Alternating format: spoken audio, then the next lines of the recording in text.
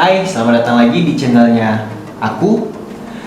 Kali ini kita mau cerita mengenai gimana caranya bisa jadi sales yang sukses, atau seenggaknya bisa jadi sales yang bisa jualan dulu deh.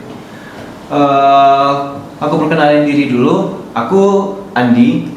Untuk saat ini aku udah masuk 1 tahun ya, pas 1 tahun kerja sebagai sales di Mitsubishi. Nah, ini aku mau berbagi berbagai pengalaman dan juga tips and trick untuk sales-sales baru, gimana caranya supaya bisa survive untuk bisa terus jualan. Nah, dan video ini aku buat sekarang di jam 5 pagi. Jam 5 pagi, subuh banget memang, karena kegabutan juga, karena corona. Mari sama-sama kita doakan supaya corona ini cepat hilang dan ekonomi kita mulai membaik lagi. Oke, ini aku mau share beberapa pengalaman ya. Sambil narik rokok boleh ya.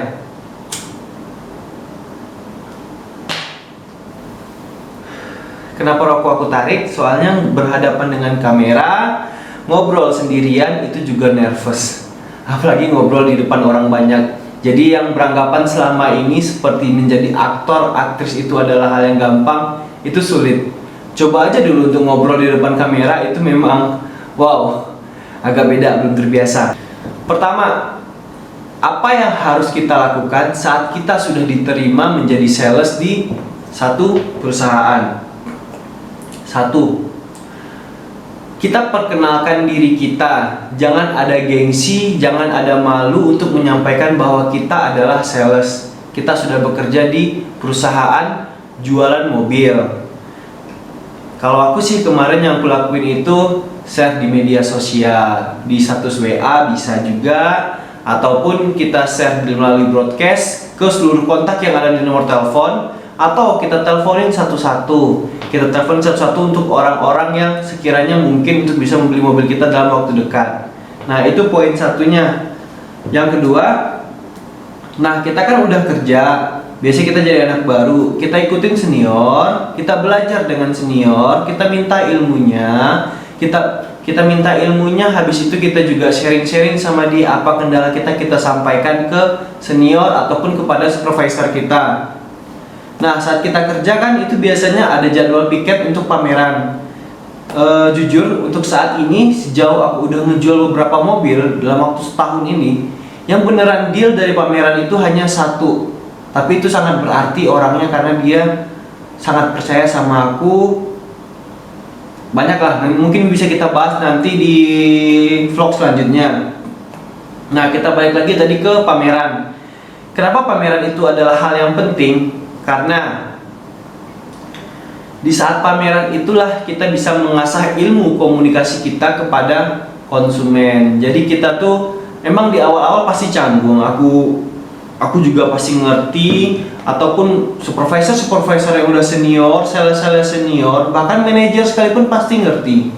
Saat pertama kali kita itu masuk ke jadwal pameran, kita nervous, kita ketemu orang-orang, kita malu, kita nggak pede, itu wajar. Cuma triknya, tarik aja nafas, enjoy, kalem.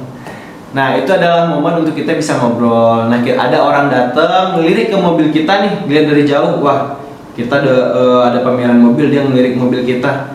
Kita samperin, silahkan Bapak, ada yang mau ditanya, ini saya kasih brosurnya, Bapak pegang dulu. Oke Pak, ini apa yang mau Bapak tanya mengenai mobil? Nah, kalaupun dia nggak nanya juga, kita jelasin aja mobil kita itu seperti apa, untuk menarik daya minat dia itu seperti apa gitu. Dan saat pameran ini juga kita tuh memang harus benar-benar menguasai product knowledge. Yang mana kalau product knowledge itu kita bisa dapat dari katalog, kita bisa dapat dari YouTube. Aku mungkin termasuk yang belajar itu dari YouTube. Habis itu juga dari senior. Waktu kita saat pameran ketemu dengan senior yang kita tahu dia tuh punya track record bagus mengenai product knowledge, ajak ngobrol. Tanyain aja, "Bang, ini gimana Bang? Ini gimana Bang? Ini gimana Bang?" Tanyain aja. Selagi dapat senior yang enak, ilmunya pasti dapat ke kepala kita. Nah, itu tadi ya. Yang pertama kan share ke seluruh kontak yang ada di WA kita ataupun media sosial. Habis itu jadwal pameran dan ikutin senior. Selalulah berpikir bahwa semua mobil itu bagus, dan kita juga harus selalu update mengenai kompetitor. Misalnya nih, kita punya brand yang ingin kita jual. Karena aku di Mitsubishi, aku bakal bahas compare-comparean mengenai lawannya kompetitornya dari Xpander. Nah, dari Xpander kalau dari jenis kendaraannya itu adalah minibus ataupun MPV. Beberapa kompetitornya itu ada Avanza, ada Mobilio, ada R3, ada Livina, bahkan juga Rush. Kalau Rush sebenarnya itu udah low SUV, tapi oke, karena dari segi harga dia itu mirip-mirip, jadi jadilah Rush dan Xpander itu adalah kompetitor.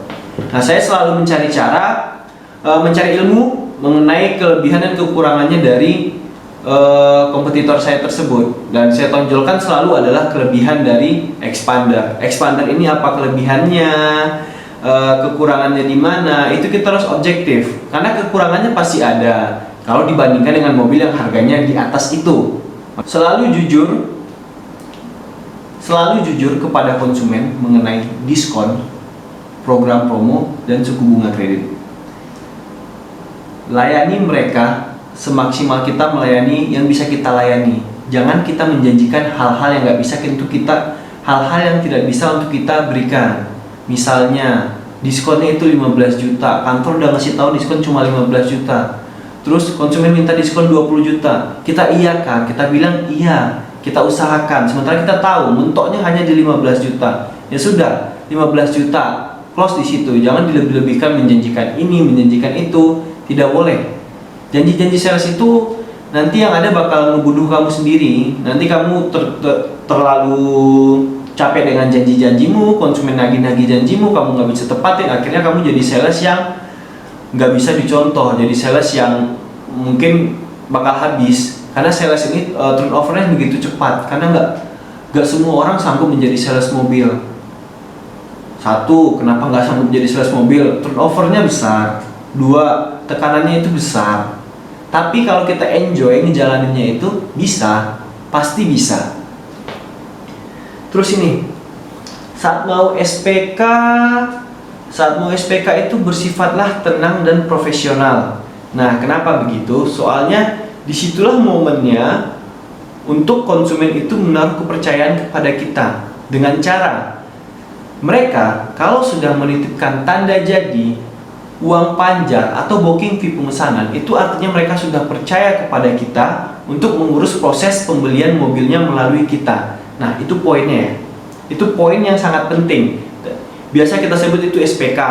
Nah, memang SPK ini adalah awal dari keribetan selanjutnya. Kita udah ribet nyari konsumen, kita juga bakal ribet lagi nanti saat sudah SPK. Kenapa begitu? Karena ada beberapa faktor nanti yang bisa menyebabkan SPK itu batal juga. Dan jangan sampai batal. Maka dari itu tadi sampaikan hanyalah jangan sampaikan janji-janji busuk, jangan sampaikan janji-janji manis yang berujung pahit itu. Habis itu sampaikan juga kemungkinan-kemungkinan terburuk. Misal si bapak memesan Xpander Cross Premium warna hitam, sementara unitnya saat ini sedang kosong, mungkin inden sekitar 2 minggu. Misal seperti itu, kita bilang sama konsumen itu, unit bakal datang minggu depan, 1 minggu lagi untuk bisa dapat SPK-nya. Pokoknya jangan pernah bohongi konsumen mengenai hal itu. Selalulah jujur kepada konsumen mengenai itu agar kemungkinan terburuknya tadi mereka bisa mengerti. Kita sampaikan 2 minggu, ternyata nyampe 1 minggu, konsumen senang, happy dong, benar kan? Saat serah terima unit itu, kita harus benar-benar memastikan mobil itu sudah dalam kondisi layak untuk mereka terima. 1, kebersihan mobil seperti apa. 2, buku servisnya udah lengkap apa tidak. Bonus-bonusnya sudah kita terapkan di situ atau tidak. Jangan sampai konsumen menerima mobil itu dengan hati dongkol. Dia beli mobil harga ratusan juta, tapi pulang di situ bukannya happy, bukannya senang, tapi malah dongkol. Jangan sampai seperti itu. Karena kalau orang beli mobil, harapannya itu adalah mereka pulang dengan hati senang. Bawa mobil nih, mobil baru, hatinya senang. Itu kalau misalnya konsumen sudah senang seperti itu, ya applause lah, berarti kita dihargai. Kadang juga aku pernah sih ngalamin kayak jualan mobil kan, udah serah terima unit, padahal kita kan sudah ada insentifnya tuh yang bakal kita terima berupa refund, insentif ataupun imbalan dari kantor kita ataupun dari leasing. Tapi kadang konsumen itu masih suka ngasih. Pernah satu momen aku tuh berkaca sih matanya sebenarnya. Jadi pas udah capek nih, udah capek aku ngurusin mobil itu, fee-nya gede memang, fee-nya gede. Aku kerjain dengan hati yang bener-bener tulus, karena juga fee-nya gede, tulus dan fee gede, masuk nggak ya? Masuk sih. Jadi keluar dari saat serah terima mobil itu, mobil sudah sama dia. Aku nggak ada kepikiran lagi bahwa konsumen itu bakal ngasih uang atau gimana. Aku juga nggak berharap. Waktu aku di mobil, dia ngasih, Bang Andi, ini untuk beli rokok, untuk beli kopi, terserah, kata dia. Dan angkanya tuh lumayan, sangat lumayan kalau aku bilang. Malah selama ini kita ngejar konsumen, dapat syukur, nggak dapat syukur gitu kan. Kita memang harus dapat si konsumen itu, kita dapat syukur, kita nggak berharap konsumen itu ngasih kita uang lebih. Dan ini aku dikasih. Aku ngerasa itu seperti apresiasi dari konsumen. Dan 2 bulan berikutnya si konsumen yang itu lagi beli mobil lagi sama aku, dia beli mobil lagi, dan dia juga ngasih angka yang luar biasa. Dan rasa hati itu kayak, wah, apakah ini balasan dia ataukah ini apresiasi dia dengan pelayanan yang aku berikan? Dia merasa oke, dia memberi aku uang. Wow, cukup lumayan, angkanya sangat lumayan. Terus tadi berarti sudah sampai proses serah terima ya. Jadi kalau kita udah serah terima mobil, biasanya sales itu udah agak mundur sedikit ya, agak wajar sih. Berarti kan agak wajar itu kenapa? Karena kita pasti prioritaskan target gitu.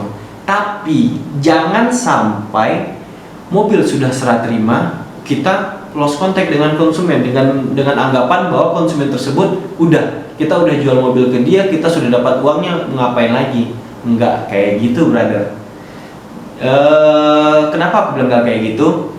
Kebanyakan si konsumen aku yang udah nih, saat mereka beli mobil sama aku, mereka pasti bakal tanya servisnya gimana, berapa ribu kilometer, ada servis gratis atau tidak. Kita layanin. Kenapa kita layanin? Memang itu tugas kita, satu. Terus jadikan konsumen ini teman. Kenapa gitu?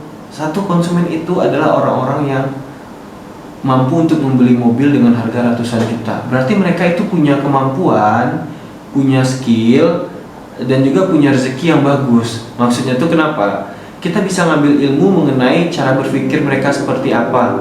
Dengan banyaknya orang-orang sukses yang beli mobil dengan kita, itu juga sama artinya banyak orang-orang yang bisa kita contoh untuk jadi teladan ke diri kita supaya kita bisa sukses dan bisa beli mobil sendiri.